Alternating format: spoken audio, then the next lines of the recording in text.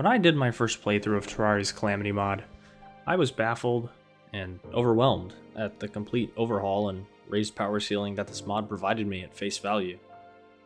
What I fell in love with even more though was the overarching story behind it all. How every boss you fight, biome you explore, and character you meet fits into the story defining the world that you discover. I searched online for videos and documents on this topic, but didn't really find much of interest save the wiki and some videos that just didn't pique my interest, and I frankly didn't find that easy to digest. The videos I did find were either not structured to my liking or weren't as in-depth as I would have liked them to be. I'm not throwing any shade at any creators who have worked on this topic. I simply wanted to put an easy to understand, all-in-one video out there about this mod pack, because frankly I think it deserves it. I wanted to know everything about this potential multiverse you play through. For players not willing to go beyond the span of the boss progression list, this is hard to do. You really have to go out of your way to get a sense of the world that you actually explore, and its important events that defined it. You have to collect certain items for lore entries, read the bestiary, and even talk to some NPCs at certain times or events. Even as someone who beat the Moonlord in numerous worlds on console and PC, having an amazing grasp in the vanilla game, I found it very difficult to do this, especially once you get to the XMX and Calamitous area. As a new player to the mod pack, I really wish I knew why I was killing these bosses before, not after, so I could understand my motive as the Terrarian. The purpose of this video is to fix that, to compile, connect, and speculate on everything this mod pack gives the player, to include confirmations by the devs in the official Discord on some topics. During this video, there will be many purely speculative topics implied by many sources. I will do my best to provide the in-game location of where I found this source, along with any connections to it if there are any. I will also include specific dates wherever possible. Big shout out to Draconic for that. Before I begin, I want to lay some ground rules. Number 1. Yharim is the narrator for most of this lore covered. You can argue whether he is reliable or not. It's up to you. There are only a few inconsistencies that I found between him and Draconic on some very minor things based on my research. Personally, I believe he is a reliable narrator because he seems like a man with nothing left to lose. That can be a double-edged sword sometimes. Number 2. I will assume that none of the characters have gone or have the ability to go beyond Terraria's atmosphere. Moonlord and Astrum Deus is the only exception. The capability to go to other dimensions does not count towards this rule. Number 3. I will use Xeroc's Ascension as the start to what I call Year Zero. More on that later. Number 4. Terraria's vanilla lore and Calamity are entirely unrelated and do not affect each other in any way. Number 5. I will not go into specific power scaling, like is Supreme Calamitous a Planet Destroyer level being or whatever, because that is a whole nother video in itself. It contains a lot of math, and there aren't many sources stating stuff like that anyway. The structure of this video will be a timeline by era, starting with the creation of celestial bodies and Terraria, followed by the Draconic era, then Deific, the Yharim Crusades, and then what I call Terrarian's Wake, which is basically just the start of the game. Please sit back and enjoy my first video ever, as this took a while to make. And without further ado, this is the tale of a cruel world.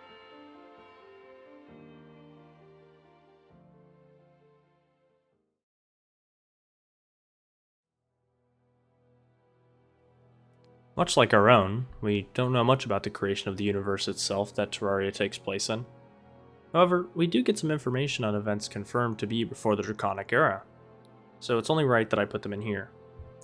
From Dradonic's inquiry about the astral infection, he tells us that stars form from ambient mana gathering in deep space. When this mana attracts to itself enough, it will form into stars. Stars that grow too large in size begin to collapse, but instead of exploding under its own gravity like the stars in our own universe, they form astral infection and degenerate. This is most likely due to some properties of mana that aren't fully understood, even by Dracon. This does explain a few things though, namely mana stars, their applications in Magic, how they form, and why they fall from space at random. From this, it seems that astral infection is an occurrence from too much mana condensed in one area.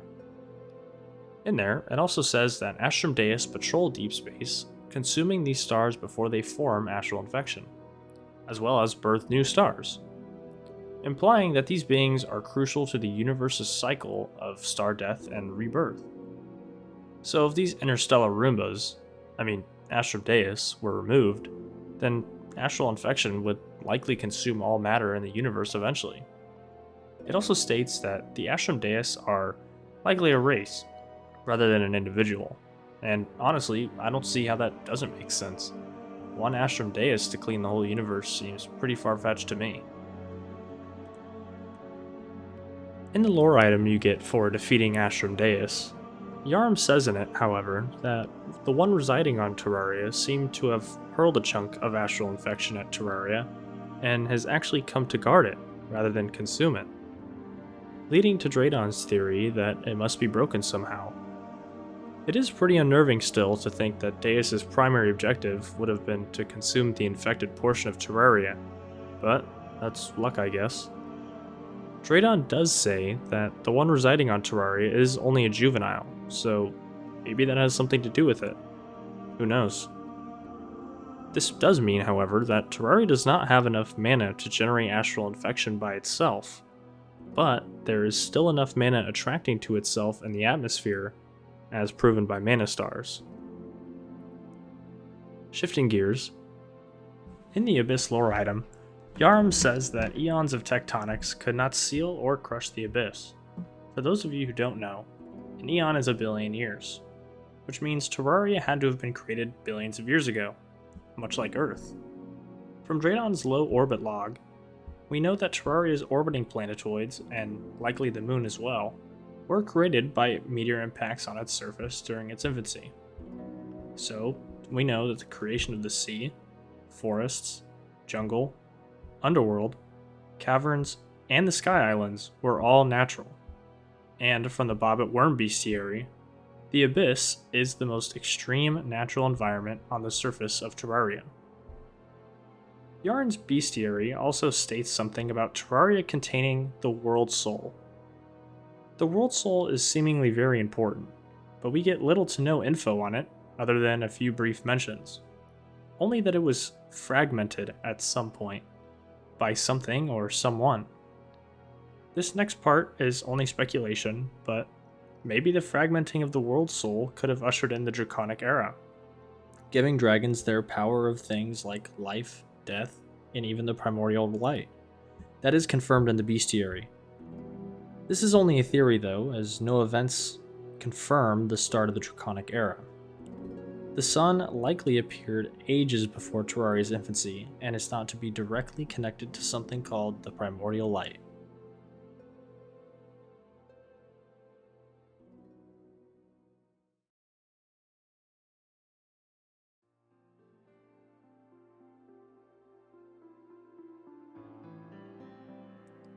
The Draconic era is the first era in recorded history, and was an age of great power and wonder. But we'll get to that soon enough. I want to start at the beginning. In Yharim's explanation of the Leviathan, he states that he doesn't really know if she was summoned by Anahita herself, or just simply manifested into existence like her master, who is Anahita. Since Anahita is considered an elemental, we can assume that elementals kind of just come from nothing. A bit of speculation on my part, but maybe it has something to do with the innate mana residing in the atmosphere. Or maybe even the fragmenting of the World Soul could have brought them into existence. But nothing outright confirms this, so that's all I have to work with. I guess they come from nothing! With this, I'm going to put elementals manifesting into existence at the beginning of the Draconic era, but only because I didn't want to include them in the last chapter. Although it would make sense either way. Elementals manifesting seemingly from nothing is an occurrence that is still happening until present day. Around the beginning of the Draconic era, the Old Duke was born as the first offshoot descendant of the true dragons, beginning the race of Fishrons, with many historians believing that they were the original sea monsters of folklore. Fishrons are very interesting in that they do not possess dragon blood or auric souls, much like many of the other offshoots that I'll mention later. From his bestiary entry, it's worth stating that dragons who were born after all of the auric souls had been, quote, gifted to their kind were forced to make do without, forever outside the cycle of rebirth.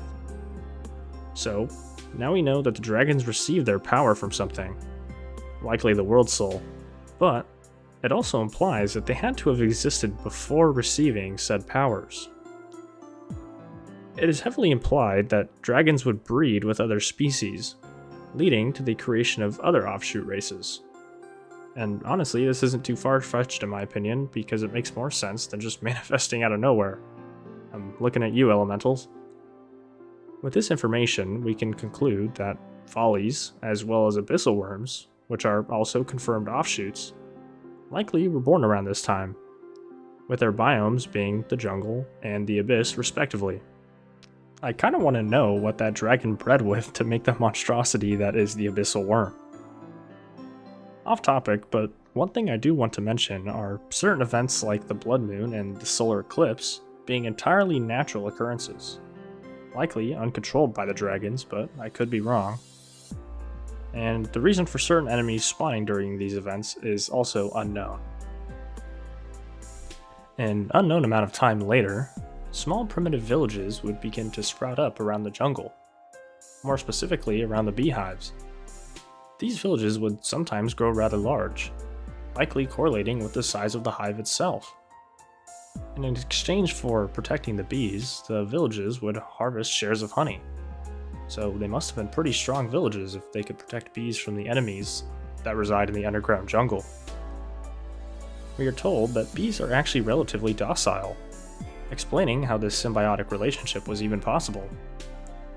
It is also worth mentioning that this could be very well the first recorded signs of human life on Terraria, but only because there aren't any mentions of any before this time.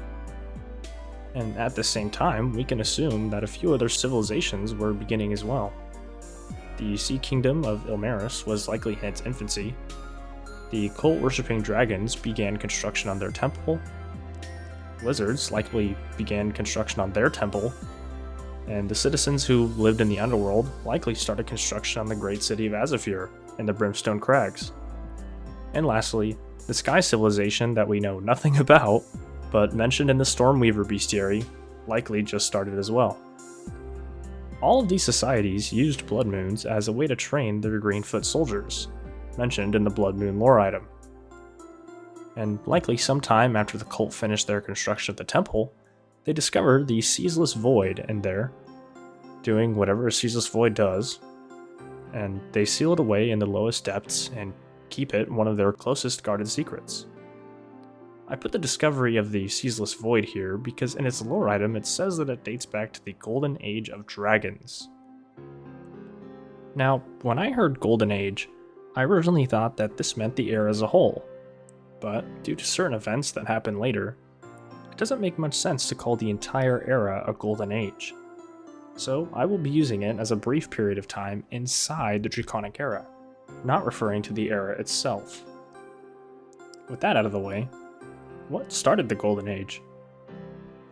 Nothing is told to us, however, it is my personal headcanon that this was the dragon's first contact with humanity, leading to the completion of the civilizations mentioned prior, and leading to an age of prosperity for both. An unknown amount of time later, Azafir is completed, and is considered the first great city. Azafir's location directly below the Abyss provided for nigh unlimited defensive capability, as well as industrialization very quickly, due to the immense heat of the underworld. When the city's economy boomed, it states that traces of brimstone could be found across the known world. It was a bustling society built on might and magic, with many forge masters considered to be the best of the best. in terms of arcane and smithing skill. Many of the citizens in Azafir worshipped the Brimstone Elemental, with its lore item calling it the city's silent matron. I should also mention that the city's pollution rising through the earth was responsible for the initial pollution of the abyss, turning it into the sulfurous sea. In the Devilfish bestiary, it says that the abyss's lower layers are largely unmarred by waste and toxin, with the devilfish absorbing the fumes produced by Azafir.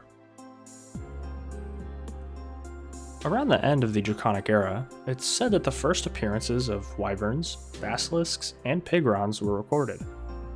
These are likely due to the already impure descendants of dragons interbreeding with each other, causing these even more impure species to not even come close to matching the power of true dragons. Unlike the fishrons, abyssal worms, and follies, who aren't quite there yet, but definitely stronger. I want to note as well that pigrons and fishrons are two different species, with land and sea being their domains respectively. However, they both share dragons as a common ancestor. No information is given as to how the dragons came to be, but for simplicity's sake, let's just say that they followed our own theory of evolution. There are no times given in this era, so nobody knows how long the Draconic era even is anyway. They once protected Terraria with great power derived from the world's fragmented soul. The power they were gifted came in the form of an Arc soul. Souls are something that quite a lot of living beings in Terraria do possess, with Arc souls seemingly being the strongest type. These Arc souls granted the dragons their power over aspects of the world such as life, death, rebirth, aspects like gluttony, and even over the primordial light itself. The dragons used this power to create the Eyrie, described by Draydon to be an unusually large island in the sky that acts as a sacred home for the dragons, and must be at least 2,000 years old. It acts as a place of rebirth for them, with Yharim, who had the Arc Soul of Rebirth, being at the head of this. When a dragon is defeated or dying, they are laid to rest on the Eyrie with their power relinquished until they return. It is unconfirmed whether Yharim receives said power during this time, or if the Eyrie puts the Arc Soul aside for the dragon to return to. But it's probably the latter in my opinion, but is still unconfirmed. The King of the Dragons was named Zaratros, and he was gifted the power over primordial light. He was by far the strongest amongst the dragons, with Yharim being the only one who could even match his power, and barely, as without him his kind wouldn't have the power of rebirth. It was mentioned earlier, but I believe the dragons not gifted an Arc Soul were exempt from the cycle of rebirth, so that sucks. Another unknown amount of time later, Phobos, also known as the Moon Lord, came from beyond the stars, and started wreaking havoc on Terraria. A war between the dragons, with the help of humans, and Phobos, enveloped the world. Eventually, after destroying the Four Pillars, weakening the Moon Lord, they sealed Phobos inside of the moon, with the help of the lunatic cultist, seemingly forever bound to the duty of keeping that seal in place. More speculation time, but perhaps the weakening of the Moon Lord that the Prelude lore item refers to is permanent, which would explain why the Moon Lord is much early in the progression ladder than Yharim. Anyways, by the time the war is over, Zaratros is gravely injured, with his power, along with his life, seemingly being lost forever. This raises one large question to me. Where was Yharim when this battle took place? Because we learn much later that dragon eggs can hatch very quickly given enough heat. There is either a grace period between a dragon's death and rebirth, almost like a cooldown. I like to think that Yharim was defeated during the fight with Phobos, and was transported to the Eyrie either by himself, or by some other dragon before the Moon Lord could act. Therefore, Yharim wouldn't be there to revive Zaratros instantly. Either way, Yharim wasn't there when his race needed him the most.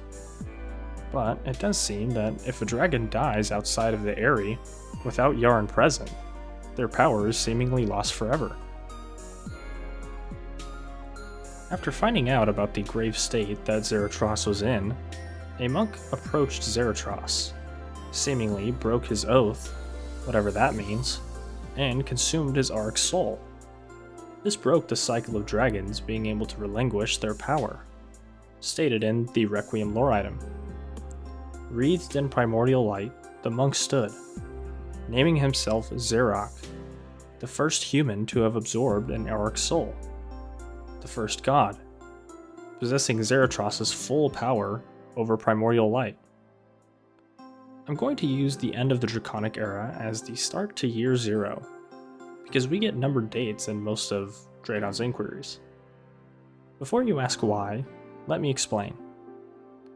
In the present day, Draydon says that his exomechs are the culmination of 660 years of research, and that he woke up in his lab in 1227, putting present day at around 1887. Additionally, in his inquiry about the Dragon Eyrie, he says that it must be at least 2,000 years old, which would give humanity about 100 years before Zarok to start recording history. With the war against the Moon Lord and the rise of Zarok, it is likely that humanity started taking a lot more interest in logging historical events. So, the Deific era starting in year 0 makes sense, and isn't really disproven by anything anyway. However, it's not confirmed anywhere in the mod pack. Still, I will use year 0 as the start of the Deific era.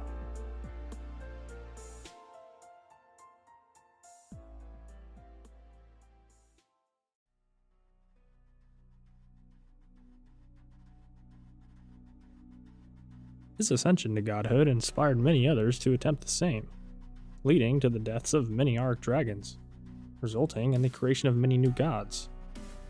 The Deific era was a time of upheaval, marked by the fall of the dragons, and arose many conflicts in the pursuit of power.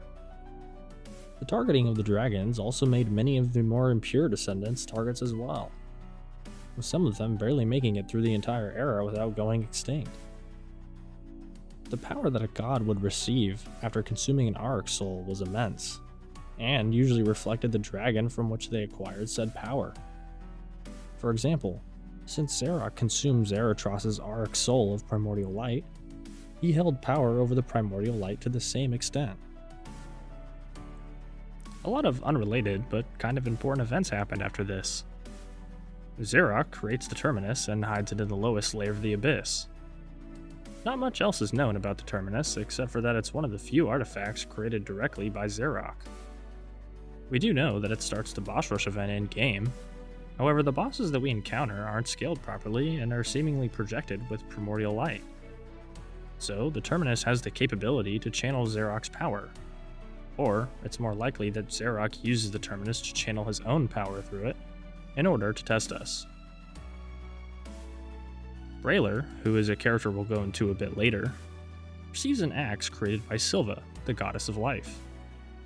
We don't know anything about the dragon Silva obtained her power from, other than that it's obviously the dragon of life. Additionally, I also want to note that during this time, Silva kicks Anahita out of the Abyss, which is why she is fought in the Clean Ocean, not the Sulphurous Sea.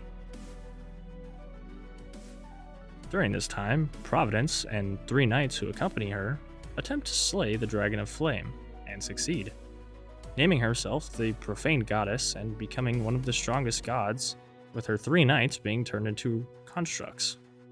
Hellbent on purification through erasure, she obtains many worshippers. Also happening around this time, an unknown person slays the Dragon of Gluttony, turning himself into the God of Slime. I want to mention here that the God of Slime is one of the weakest gods, with you being able to beat them into submission literally in pre-hard mode. However, it gains followers of the Onyx Kinsman, and the reason for this is that it has a, quote, duty to uphold. I'll go into the Onyx Kinsman later on in the next era, because for right now you just need to know that they exist and come from a dimension called the Distortion. The Slime God is seemingly able to change its appearance, since the first time you defeat him in-game, he actually flees, coming back later as the Slime Queen, where you defeat it once and for all. That is confirmed in the Queen Slime lore item. I do want to say though that the King Slime is not related to the God of Gluttony in any way, and is simply a large group of slime that all absorbed into one. Cygnus is likely born either at or before this era. The Onyx kinsmen worship him as he was also born of the Distortion himself. This draws a connection between the Onyx kinsmen and the Distortion, so it could be that the Onyx kinsmen derived from the Distortion, but that isn't really confirmed anywhere, so. The bestiary does explain that Cygnus is a mysterious entity, with no recorded history prior to the Age of the Gods. He is capable of deceit and has the ability to manifest in multiple places at once. He is also able to create portals to the Distortion himself, but is noted that he cannot keep them open for long before they violently disperse. The elders of the Beehive villages, who are likely much more advanced now, seek to bring about a new age of botanical prosperity, taking their mastery of agriculture to new heights.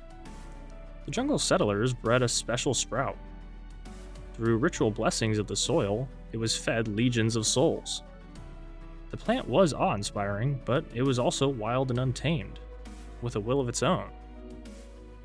I'd like to point out the usage of souls here. The misuse of souls seemed to be a recurring theme of this story, with it never really ending well. It is probable that Plantera destroyed most, if not all, of the Beehive villages in its wake, with it still being alive in present day. Finally, Permafrost alters a forest with his powers to create the snowy taiga biome we know today, explicitly stated by himself. No information is given to us about when he was born or anything, so I guess I'll just put this here.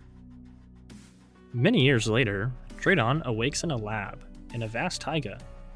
The year is 1227. He looks around only to find a dead organic being, presumed to be either himself or Dredon's creator. He was seemingly a prestigious inventor with advanced technology, which included gadgets attached to their body and lab equipment more advanced than anything he could find in the world. This leads to speculation that maybe his creator tried passing his conscious to Dredon's body, but failed, and lost all of his memories.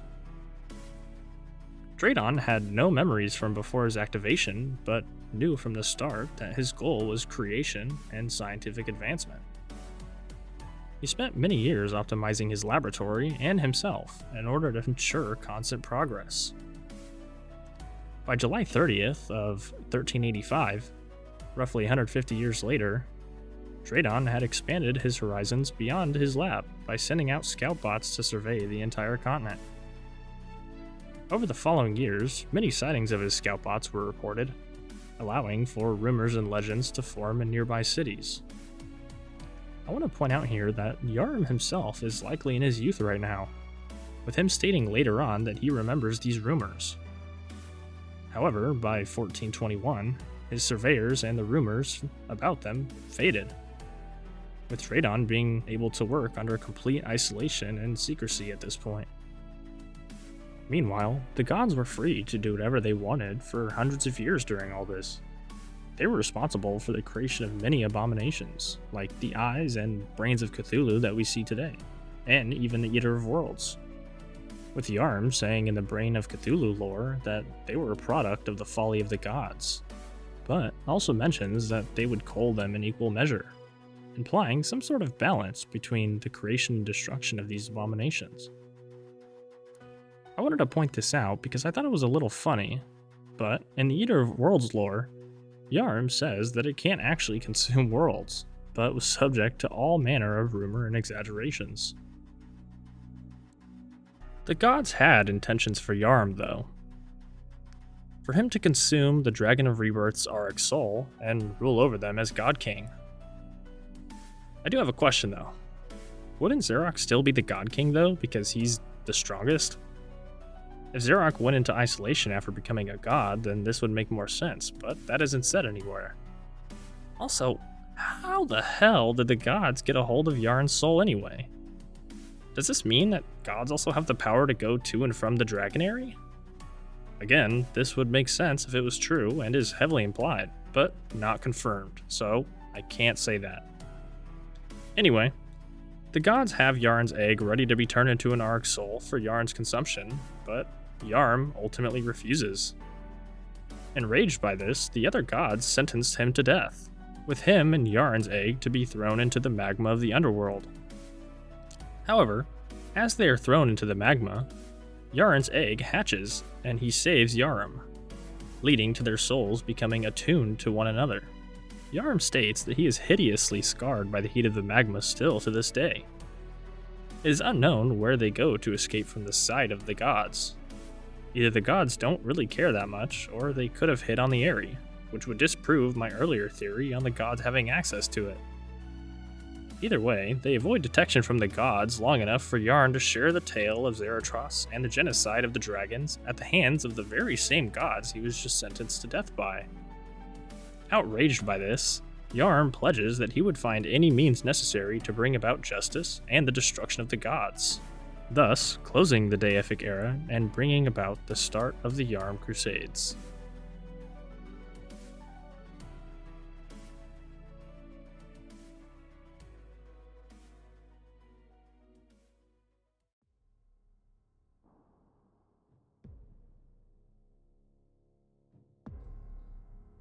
Buckle up, because this is a long era. All the events that happen in this era are explained more in depth than any of the events in the eras prior.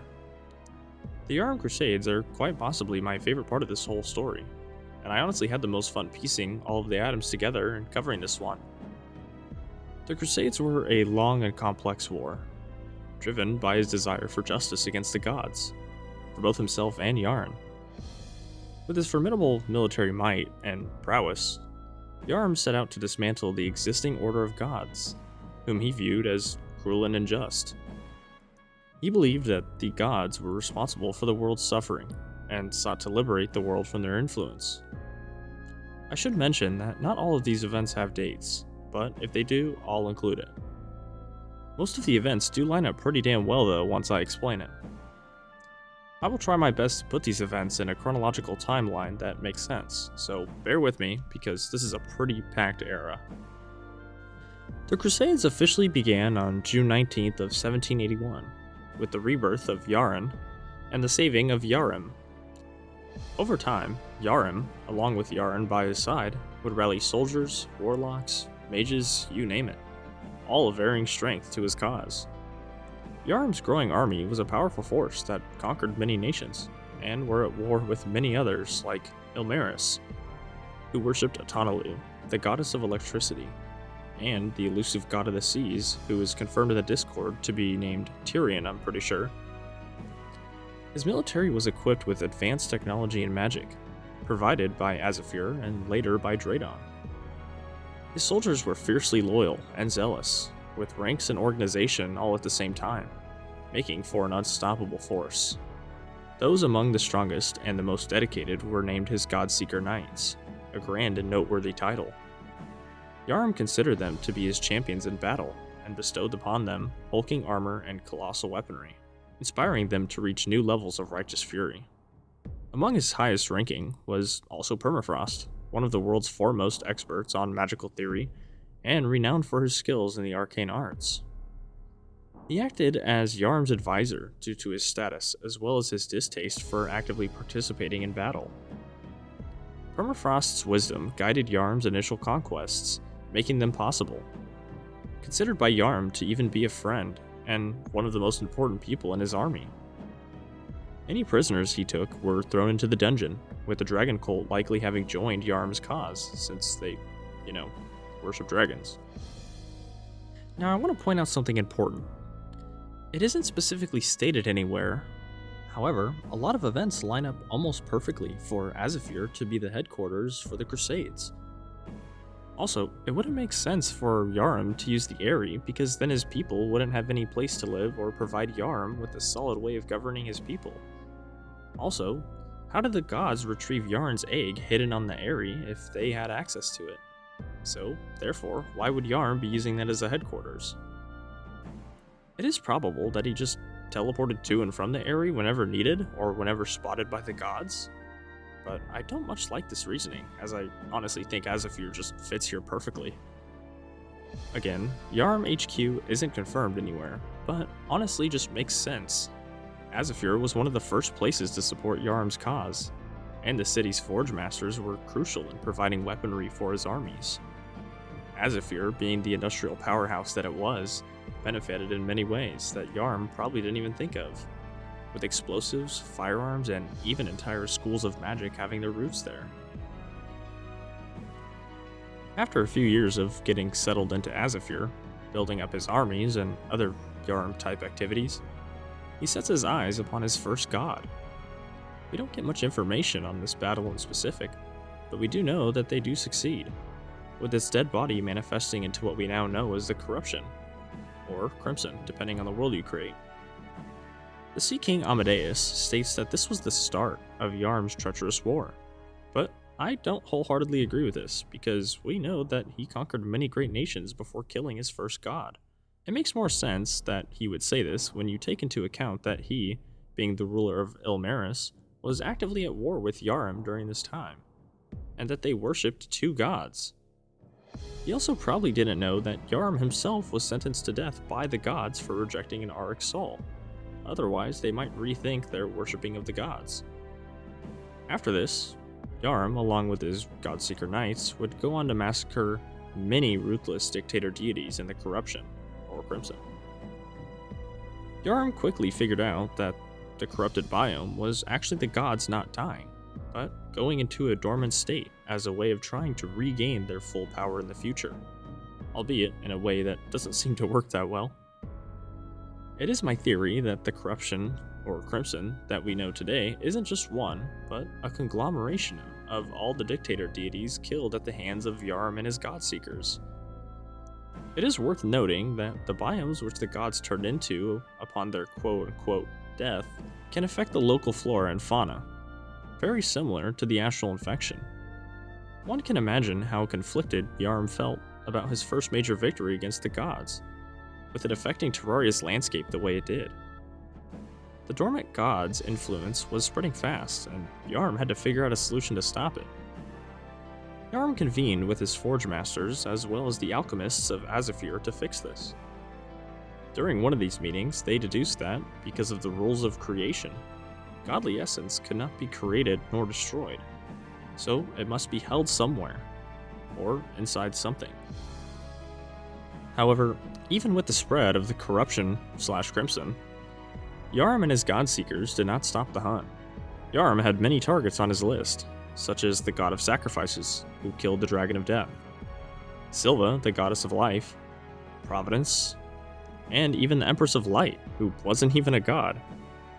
They succeeded in defeating Silva, dumping her body into the abyss as a way to try to halt the spread of her godly essence.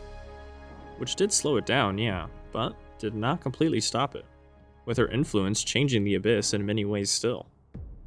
Providence, the Slime Gods, and the Empress of Light proved to be hard targets, as they seemingly had the ability to phase in and out of existence at will. The lizards worshipped a deity unbeknownst to us, but were abandoned by said deity. They tried to replicate this deity by creating Golem. Yharim says that it is an amalgamation of the concepts and themes of many gods, most prominently the heat of the sun. This is not to be confused with the primordial light, which is specifically the light of the sun. I'm pretty sure Yharim doesn't really care about this. He sees it as a sad, piteous thing, and that he doesn't intervene with affairs that are beneath his people. Upon return from his victory against Silva, it's around January of 1803. Yharim once again convenes with the people in his court to discuss the containment of this seemingly uncontrollable spread of godly essence. His court exceeded his expectations, with the creation of a rudimentary prison of flesh lashed together with foul sinew and even fouler magics. Capable of fully stopping the spread of the encroaching godly essence, it was a living thing, an alchemical breakthrough, lacking both pain and emotion. The city of Azafir kept it a great secret, with few aside from Yharim and few others ever even having the chance of seeing it. Upon seeing this, it is probable that Permafrost would probably start to become a little disillusioned with Yharim's methods. The alchemical breakthrough lacking both pain and emotion being referred to here is the Wall of Flesh, Upon leaving his court that day, he stumbled upon a young girl, trembling and dressed in charred rags. Upon touching her, he immediately felt raw, unfathomable power emanating from her, with her even barely being able to control it herself. Permafrost immediately recognized this power and advised Yharim to look after her. Yharim was certain that she had the power to slay gods, even at her current level. She explained the story of her two brothers, Cataclysm being the most renowned brawler in Azafir, and Catastrophe, who was a very skilled swordsman, both of whom were now dead. She was recruited into Yharim's army, being trained by Permafrost and the Godseeker mages themselves. Calamity's magical skill was only marginally better than average, with exception to her brimstone magic, in which she rivaled Yharim himself. Fighting many battles, she reveled in the violence of war, allowing Yharim to take full advantage of her power.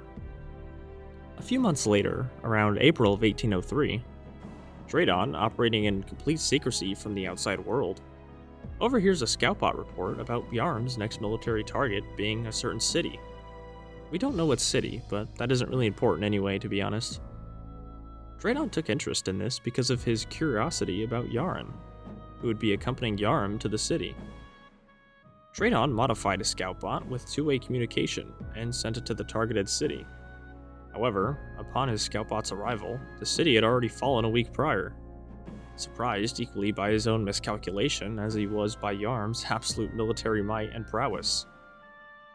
He located Yharim still. Yharim was directing cleanup efforts on a charred street, likely from Calamity's brimstone magic, when he noticed Draconic's reconnaissance drone. Yharim quickly deduced that Draconic was the source of the mysterious beings of steel and oil from centuries past. Yharim was perceptive to Draconic's proposals. They were pretty simple. He would join Yharim's cause and focus his research on assets to benefit Yharim's campaign, and, in return, Yharim would ensure Draconic's protection and provide him ample resources to pursue his work. Yharim was initially skeptical, but accepted after Draconic presented him with some examples of his technology. It honestly kind of makes you wonder what the heck this guy showed Yharim, because he was almost immediately made his lead engineer and scientist, moving him to the heart of his empire. This means that Draconic's work easily surpassed that of the Forge Masters of Azafir. And to be honest, it's kind of crazy how many projects Draconic gets tasked with right off the bat. He gets tasked with lessening the environmental impact of Azafir, which further proves my theory of Azafir being Yharim headquarters, because why else would he care about the environmental impact if it wasn't his own city? He also began to work with Permafrost, helping him develop cryonic ore and its applications. He also provided Yharim's army with great weaponry better than anyone had ever seen, given to people based on their power and rank, with Godseekers receiving the most powerful breakthroughs in military weaponry. And although Draconic was tasked with lessening the environmental impact of Azafir on the Abyss, he still confusingly names it his official dumping ground for all sorts of waste produced throughout the Crusades, which is why I said in the Draconic era, when Azafir was responsible for the, quote, initial pollution of the Sulphurous Sea. That's what I was referring to, because Draconic made it a lot worse. Around this time, during one of his expeditions, Yharim stumbles upon the astral infection. Immediately notifying Draconic upon his return, Draconic takes great interest in the infection, retrofitting an Arius model with armor intended to nullify the effects. However, the Arius model was actually overtaken by the astral infection, with Draconic citing the lack of a thinking brain to be the cause. This goes back to what I said in Creation about beings able to grasp the, quote, true form of the universe being largely immune. In response to this, he tried hiring mercenaries to study and collect samples of the biome. Not all of them returned, but gathered information from the ones that did.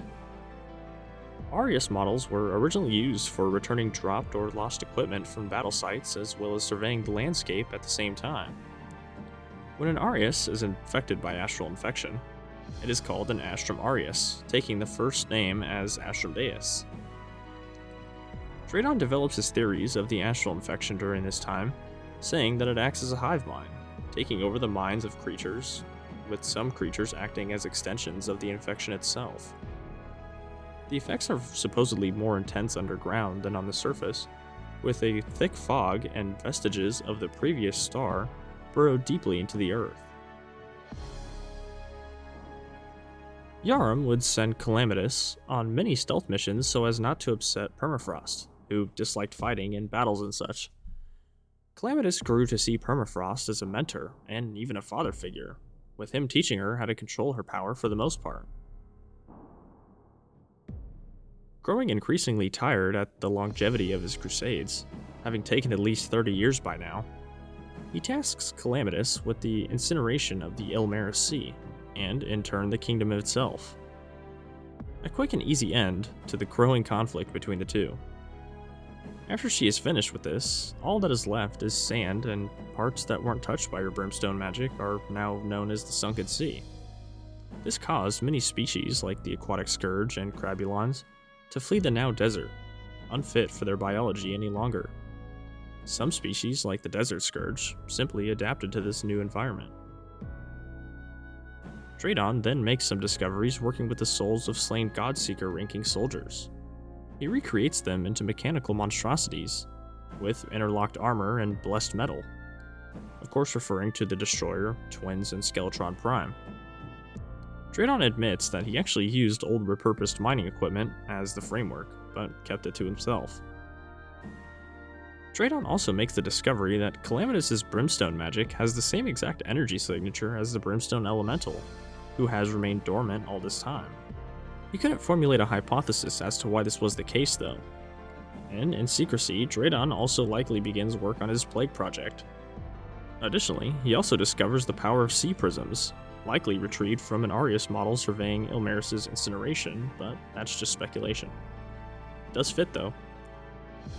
These sea prisms allow him to begin his progress towards exotech, in turn starting the initial stages of his exomech project. Permafrost ends up leaving Yharim's cause because he strongly disagrees with the direction that it's heading in. Permafrost felt that Yharim's actions had become tyrannical, obscuring any previous justice he claimed that he was fighting for. When Yharim realized that he had defected, he ordered Calamitous to hunt down and kill her former mentor. I really think this is a huge turning point in the way I personally view Yharim.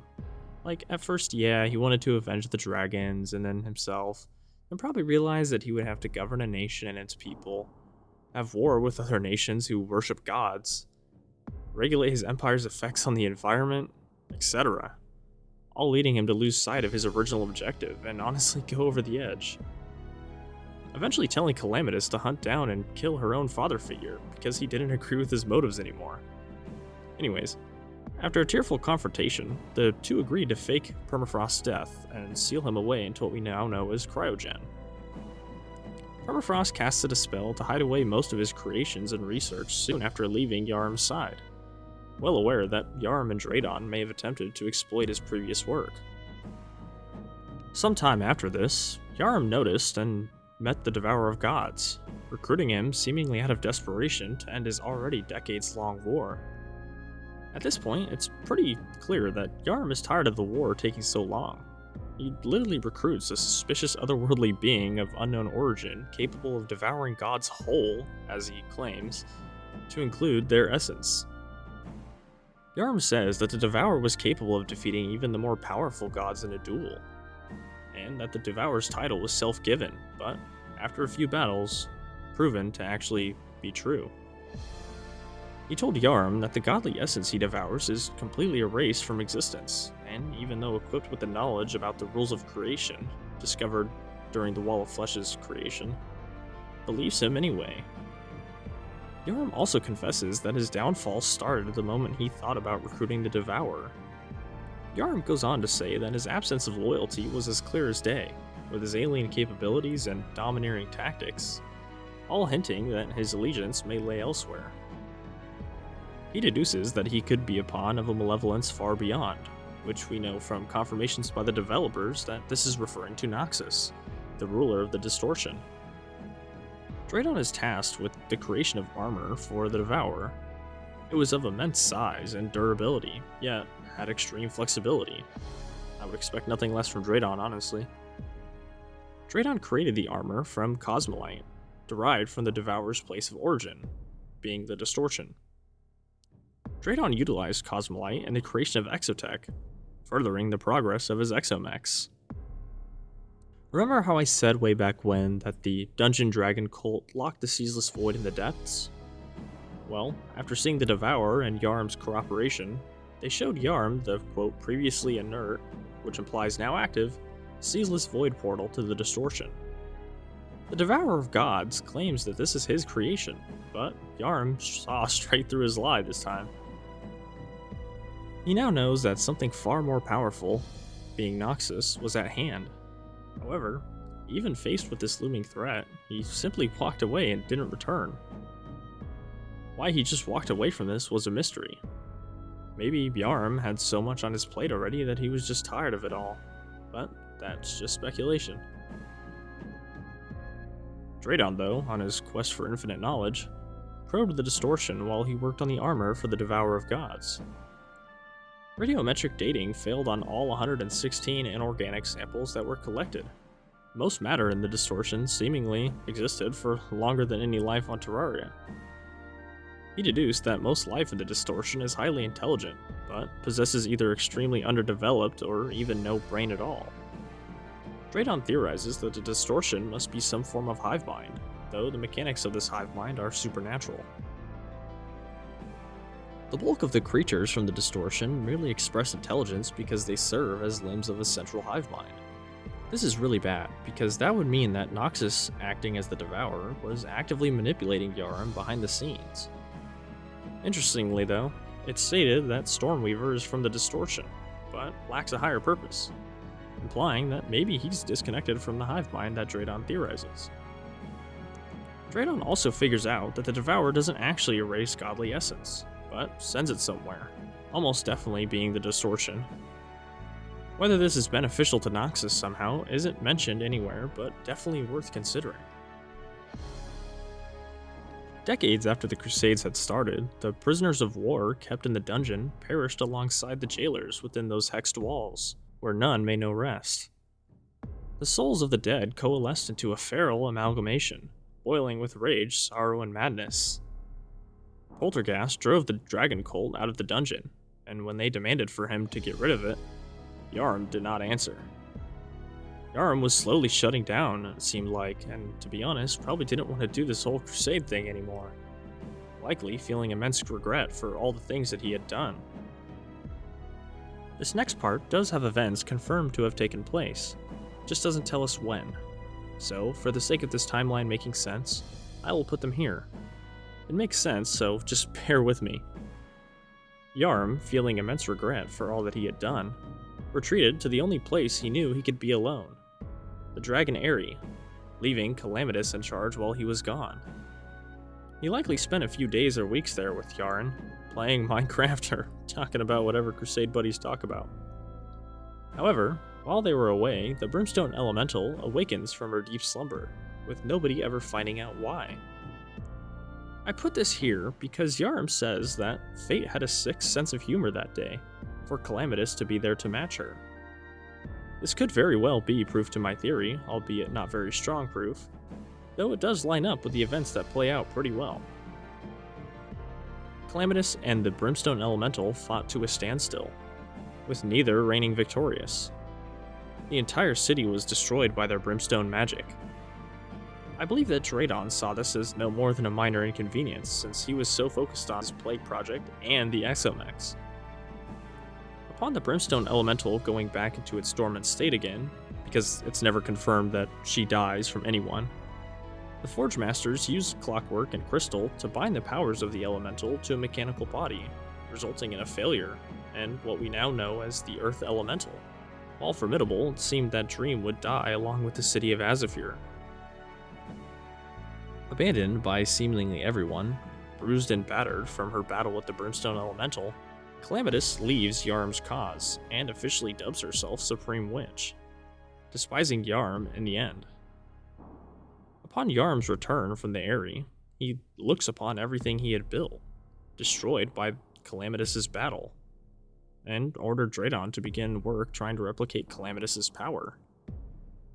Draydon finds Yharim and shows him his newest creation, his attempts at weaponizing the jungle bees, fulfilling his task given to him and holding up his end of the bargain by still providing him with weaponry. He presents to Yharim his completed Plaguebringer Goliath.